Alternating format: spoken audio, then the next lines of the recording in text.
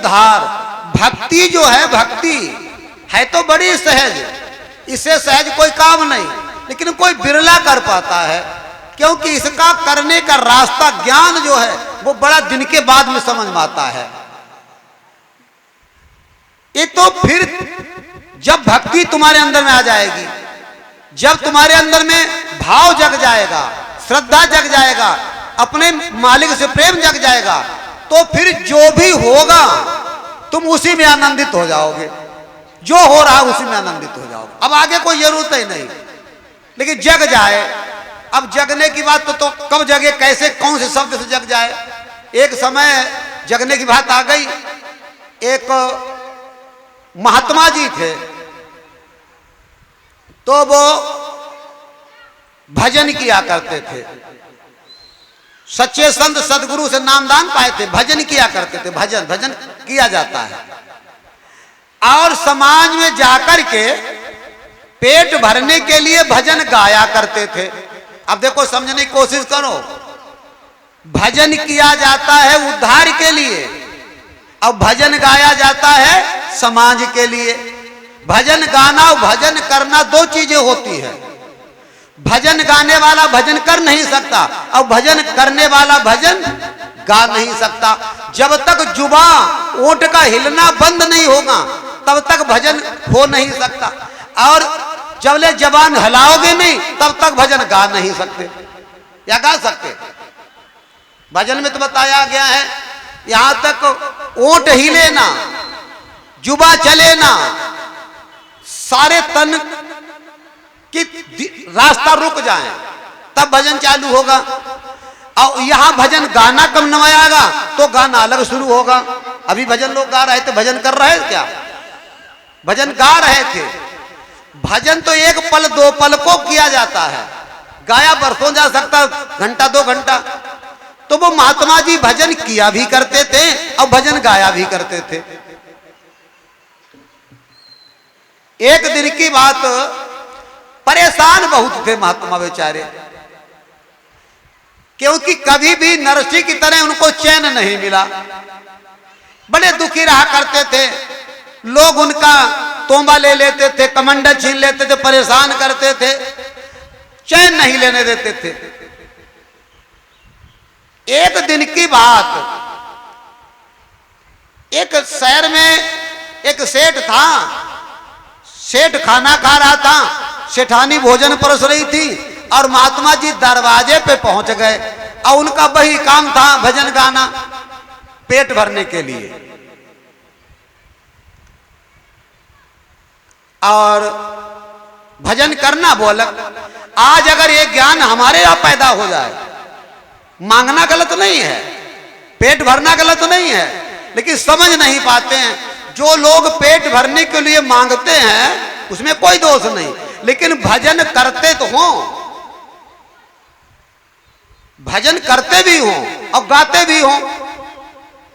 अब बहुत हैं भजन करते हैं ही नहीं, भजन करना भी नहीं जानते, वो सोचते हम गा करके ही मेरा बेड़ा पार हो जाएगा, तो हो ही नहीं सकता। भजन करना अलग है, भजन गाना अलग है। क्यों? भजन गा करके अपने को रिझाया जाता है, समाज में बैठे लोगों को रिझाया जाता है। जले तक अपने को नहीं अच्छा लगेगा, समाज में बैठे लोगों को अच्छा नहीं लगेगा, तो भजन अच्छे नहीं लगेगा। अब भजन जो किया जाता है वो उसको रिझाया जाता है, उसे समाज से अपना से कोई मतलब नहीं है। तो महात्मा जी गा रहे थे भजन। सेठानी जो थी लेके भोजन या खुराक चल दी,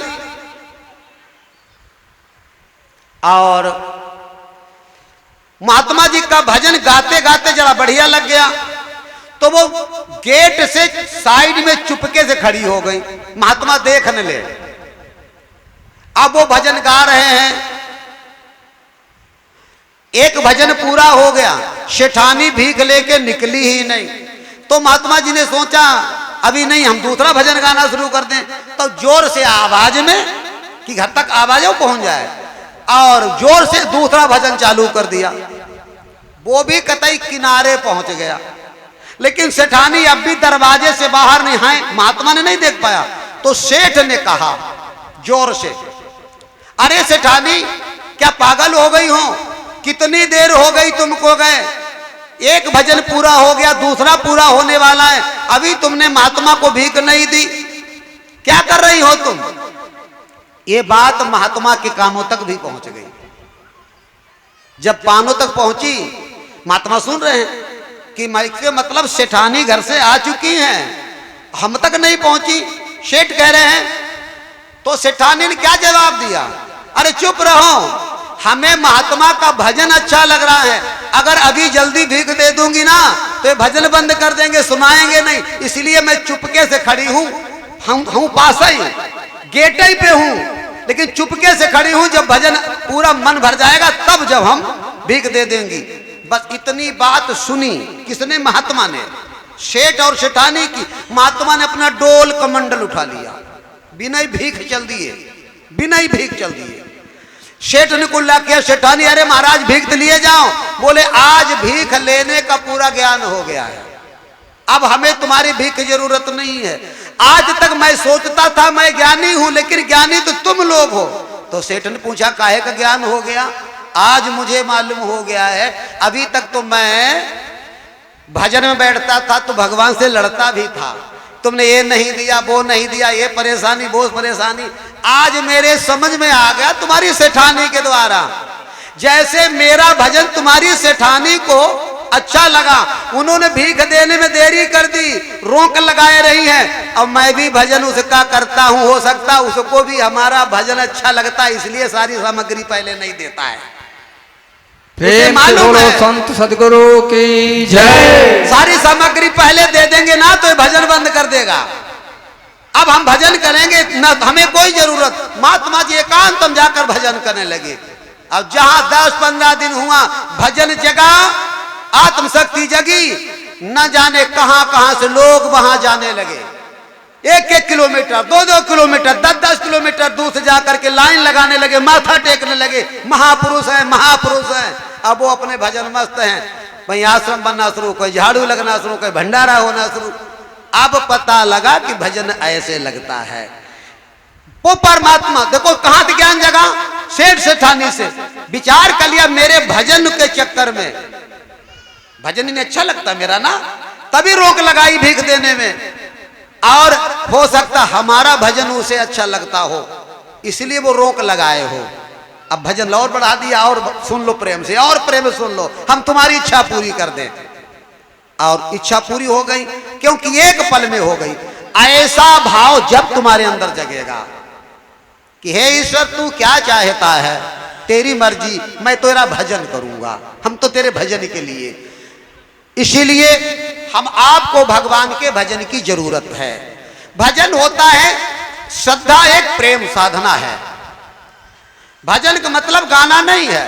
आप खेती करो, हल चलाओ, दुकान करो, संसार में जो भी पेट भरने के काम करो, उन्हें कोई रोक नहीं। खाना खाओ, पानी पियो, लेकिन मालिक से भजन करो। भजन माने प्रेम, बड़ी सच्चाई के साथ।